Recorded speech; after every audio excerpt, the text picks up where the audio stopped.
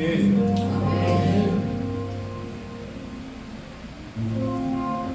Glória a Deus. Agradeço a Deus por esta rica oportunidade a qual o Senhor me concedeu. Aos pastores que eu amo mais, e essa igreja, a comunhão desses irmãos que eu carrego diariamente no dia a dia. E no meio de tanta intensidade, né, que a gente tem vivenciado nos últimos dias, e essa intensidade acaba nos apertando, né? E no particular com Deus diariamente eu tenho buscado e falado, né? Senhor, semana passada a pastora disse que Diego, você vai ministrar semana que vem. Eu falei, amém, Deus abençoe. E assim, a nossa vida é feita de oportunidades. É uma oportunidade que a gente tem que aproveitar. Sabe? Não é para nos vangloriar, mas é para glorificar o nome do Senhor. Amém? A palavra que eu tenho buscado ao Senhor, a qual Ele tem ministrado no meu coração, vamos ler 3 textos. Tem um tema, e o tema é: temos um rei que se posicionou e que se firmou. Glória a Deus. Convido os irmãos a abrir em Juízes, capítulo 21, no versículo 25.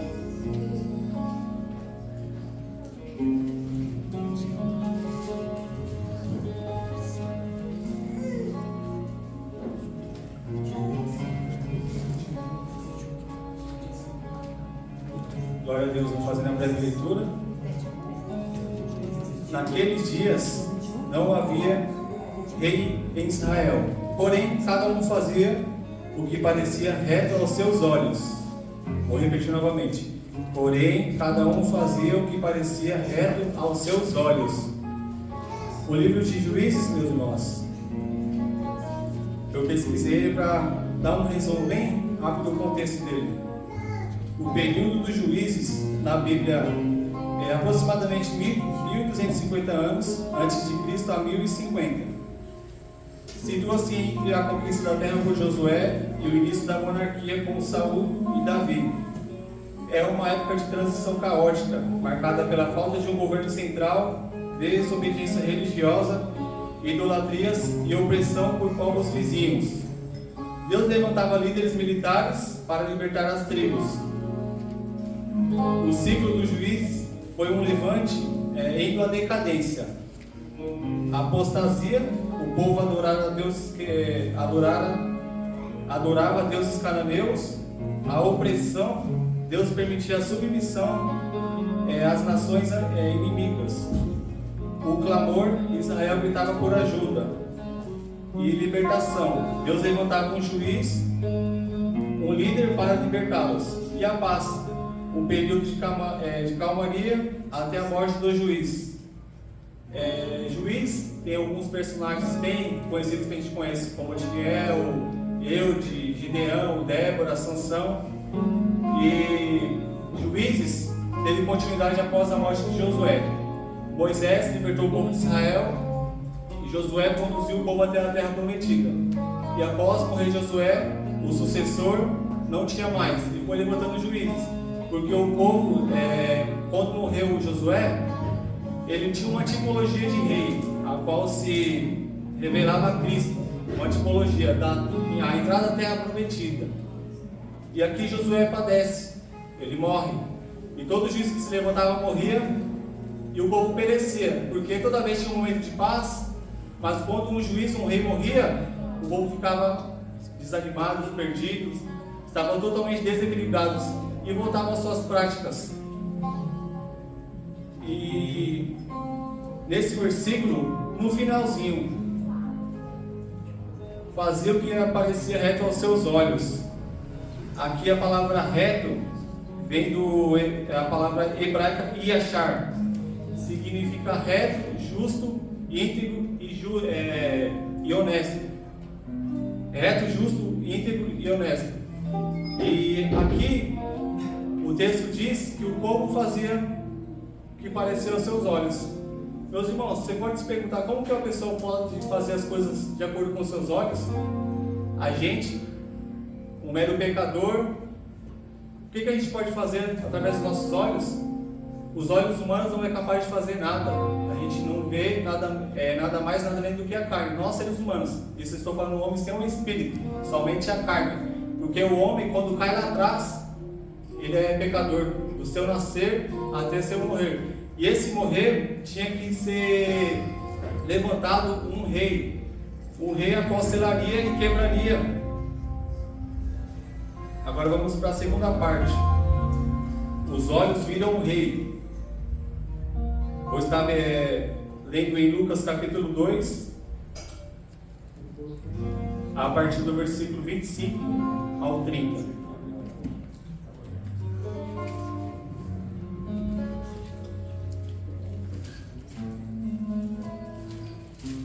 Glória a Deus. Vou fazendo a breve leitura. Lucas capítulo 2, verso 25. Havia em Jerusalém um homem chamado Simeão, homem esse justo e piedoso, que esperava a consolação de Israel, e o Espírito Santo estava sobre ele.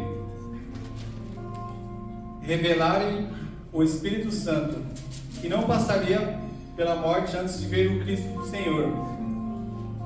Movido pelo Espírito, foi ao templo, e quando os pais trouxeram o menino Jesus para fazer com ele o que a lei ordenava, Simeão tomou nos braços e louvou a Deus, dizendo: Agora, Senhor, pode despedir em paz o teu servo, segundo a tua palavra, porque os meus olhos já viram a tua salvação. Aqui, quando se findou Juízes, levantou reis, a monarquia, Saul, Davi, Salomão, entre outros reis, até chegar aqui, pois havia uma promessa de um rei que salvaria a humanidade. Aleluia. E aqui o homem carnalmente pôde ver a salvação em seus olhos. Simeão pegou o menino em suas mãos e levantou: Senhor, agora os meus olhos veem a sua salvação. Glória a Deus. Glória a Deus por isso. Mas não bastava somente ver, porque às vezes nós vemos e duvidamos, não é mesmo, meus irmãos? Às vezes nós vemos tantas coisas, mas será que é isso mesmo? Será que eu estou enganado? Não, mas aqui está selado, que foi o Espírito Santo que confirmou ele.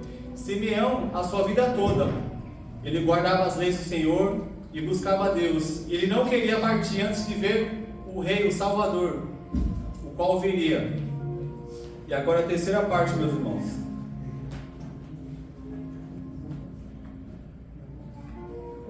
Os ouvidos escutaram e seguiram o Rei.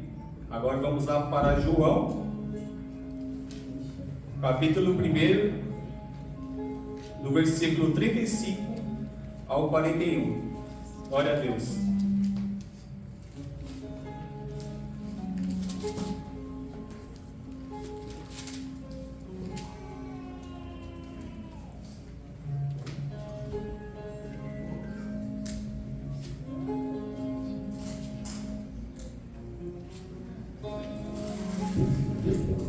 Fazer a breve leitura. No dia seguinte, João estava outra vez ali, na companhia de seus 2 discípulos. E vendo passar Jesus, disse: Eis aqui o Cordeiro de Deus. E os 2 discípulos ouviram-nos dizer isso e seguiram a Jesus.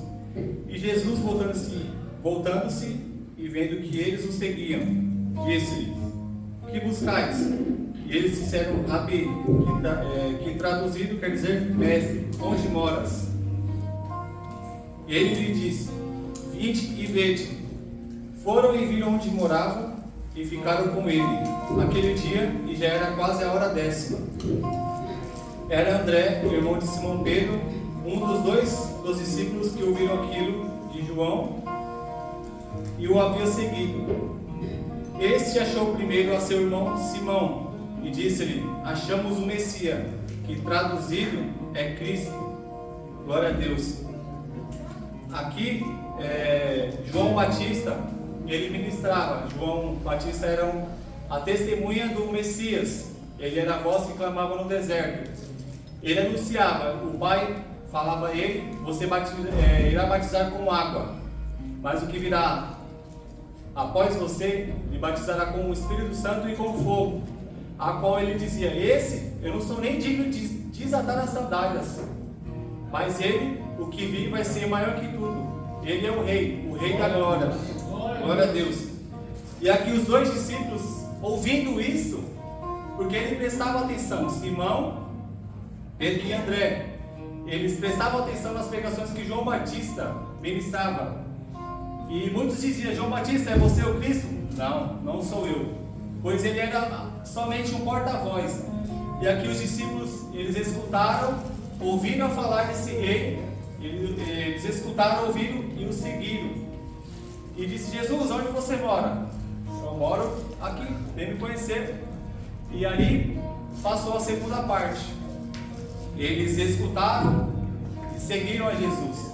E agora, o que esse rei poderia fazer? Porque os reis atrás todos padeciam. A paz acabava quando morria.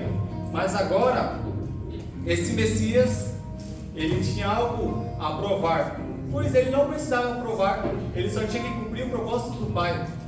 O significado de Messias significa ungido, que está designado a um Salvador e um Libertador.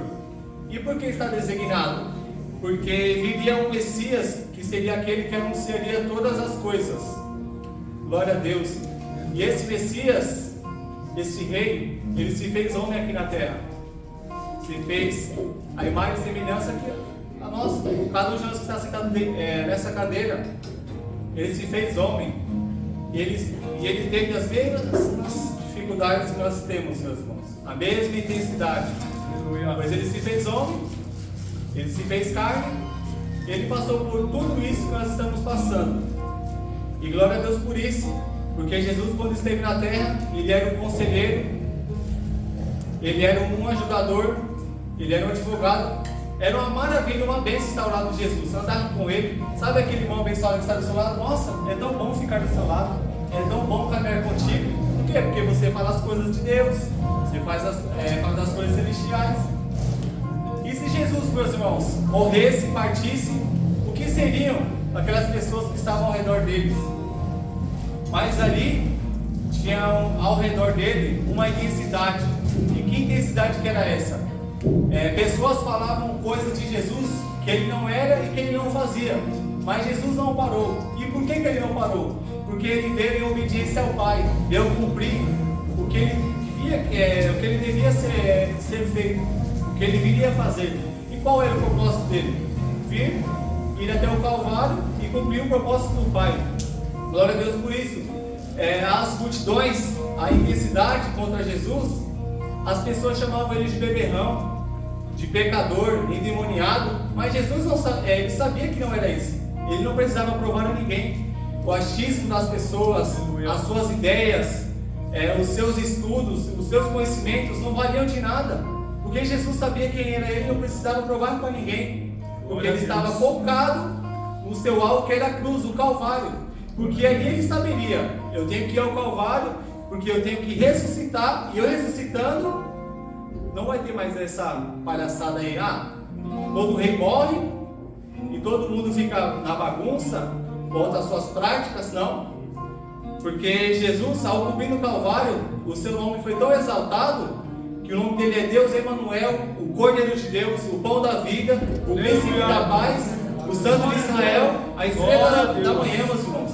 Ele é a luz do mundo, o Rei vive, e o seu nome é Rei dos Reis, Senhor dos Senhores. A ele seja toda honra e seja toda glória. Mas Jesus, em João capítulo 16, no versículo 7, ele diz: é necessário que eu vou para o Pai. E por que é necessário?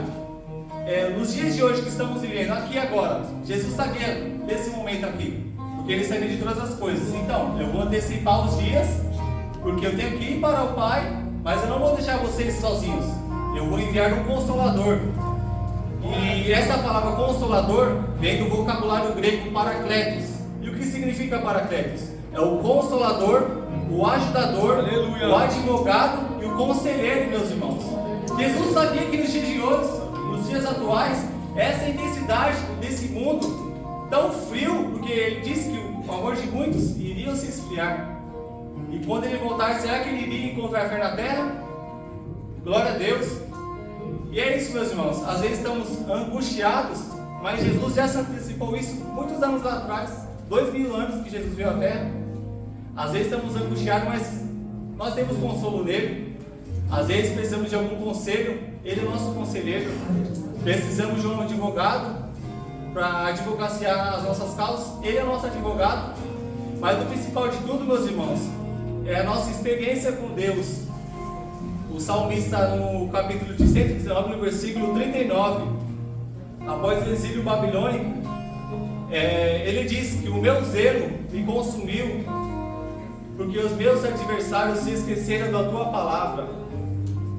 Hoje, nos dias atuais, podemos ver o nosso zelo, Igreja de Cristo posicionada, como Jesus se posicionou aqui na terra.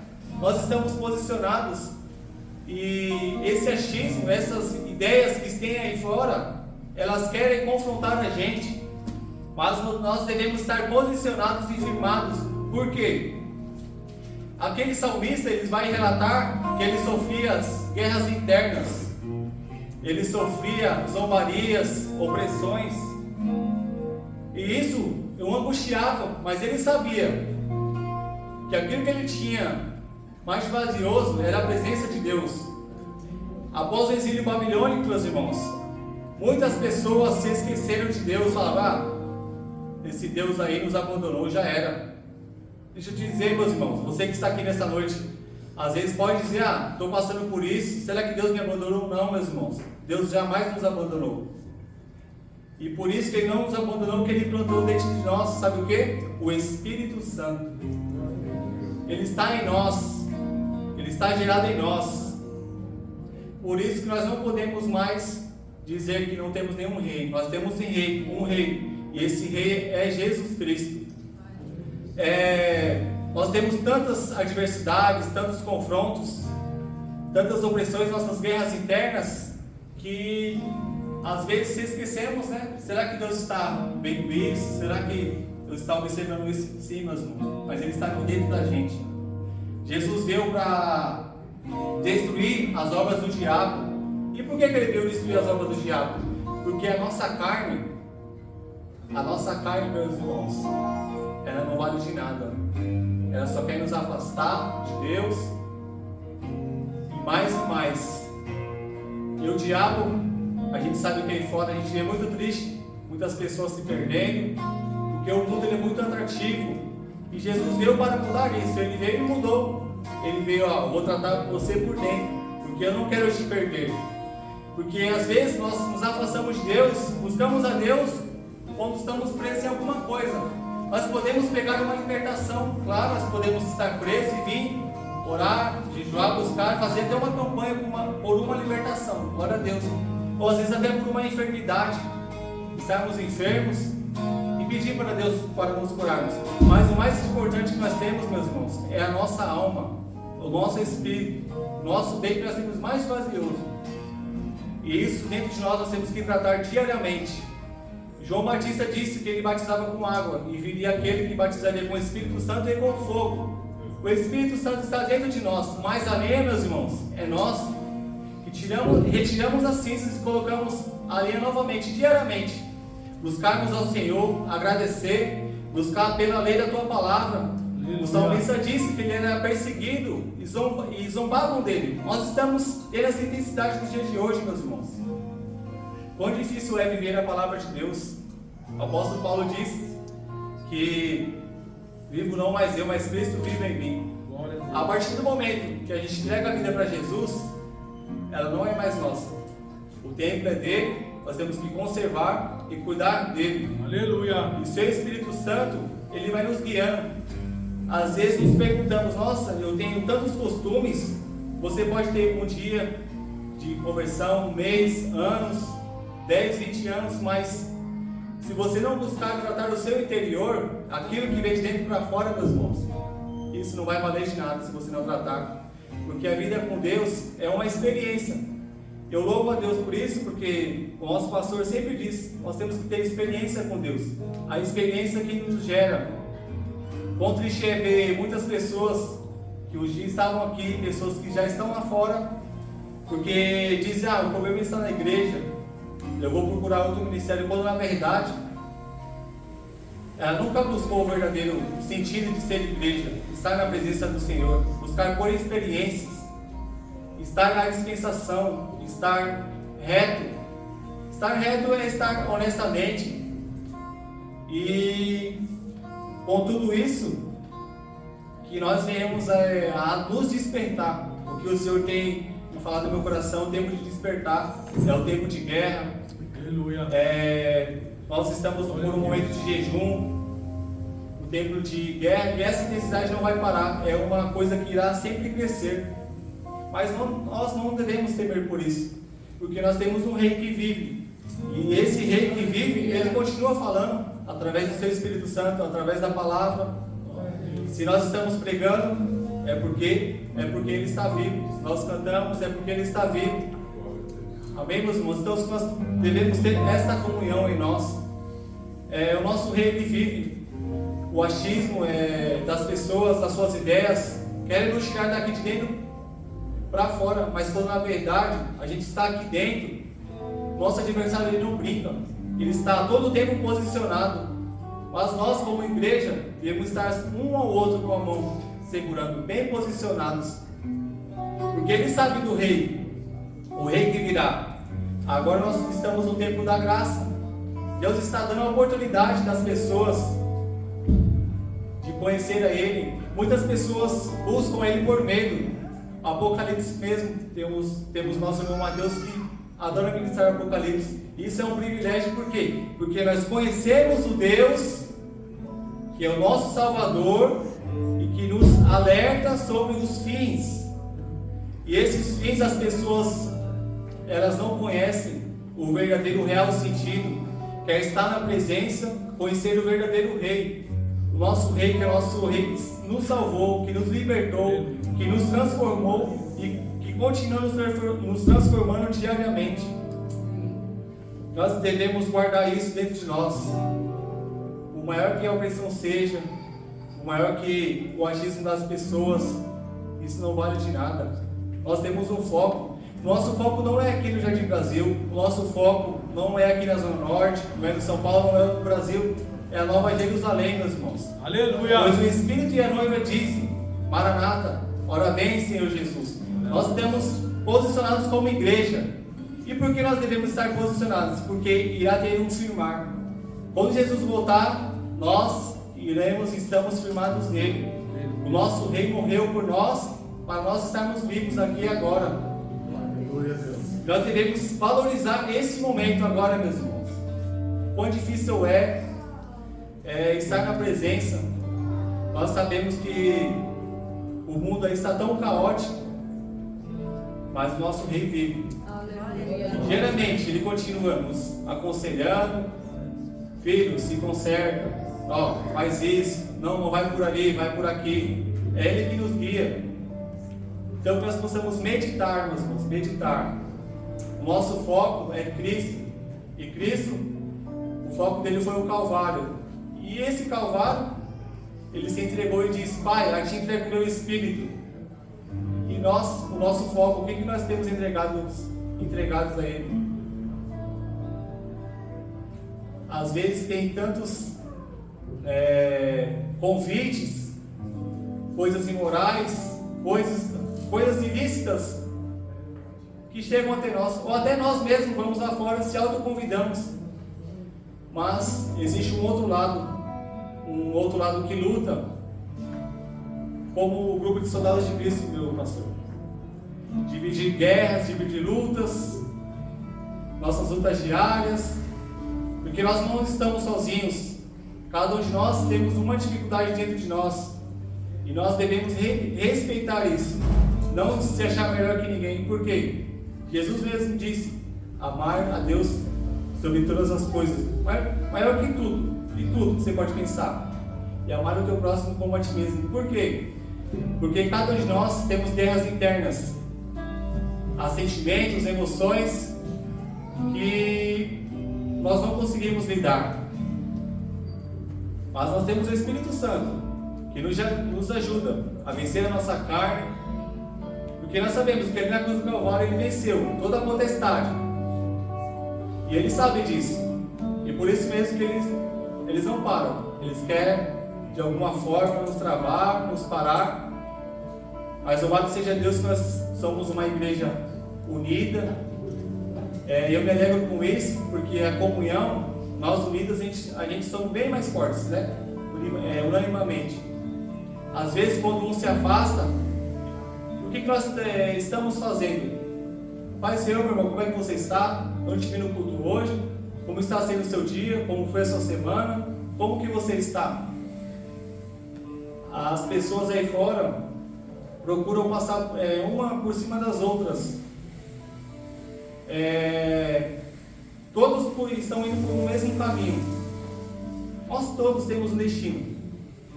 Do qual a gente veio e do qual a gente vai voltar. Tudo aqui vai passar, meus irmãos. Tudo aqui vai passar. Mas um dia, quando nos findar, o que nós iremos encontrar? O bem mais valioso que a gente tem,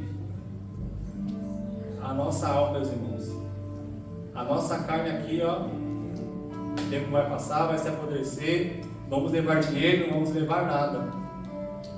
Mas o que nós carregamos é algo imerecidamente que temos, a graça de Deus, um favor imerecido que nós não merecemos todos os dias, todo dia a gente erra, mas o Espírito Santo está ali, ó, errou de novo, né? Vamos, levanta, caminha. A lei poderia,